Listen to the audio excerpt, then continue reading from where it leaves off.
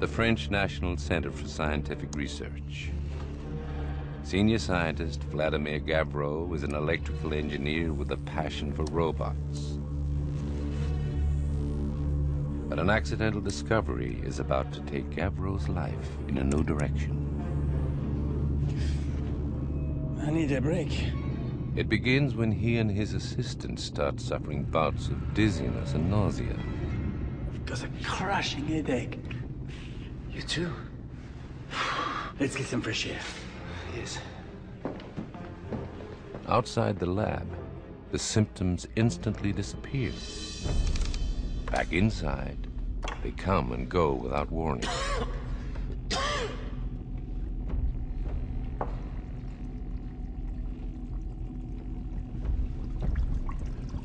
Henri, look at this. What is that? Cafe? No, look, the ripples. Sorry. I don't feel so great. It looks like an interference pattern. No ripples now. The ripples seem to appear and disappear along with the strange sickness.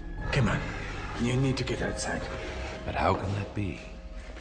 They look like the ripples produced by sound waves. Gavreau noticed one day while drinking his coffee that a pattern was occurring on the surface of the coffee inside the cup. And he thought to himself that the only way this could really happen is if there was some kind of sound energy occurring inside the room and actually causing that wave pattern to occur. And here we have a very nice way of illustrating this. This is an old Chinese bowl with two handles on it. I can put energy into this bowl by rubbing across the handles.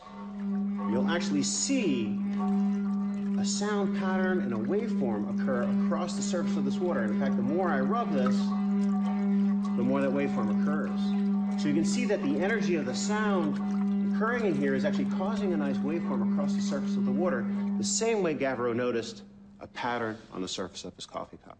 He knew there had to be some kind of sound effect in that room.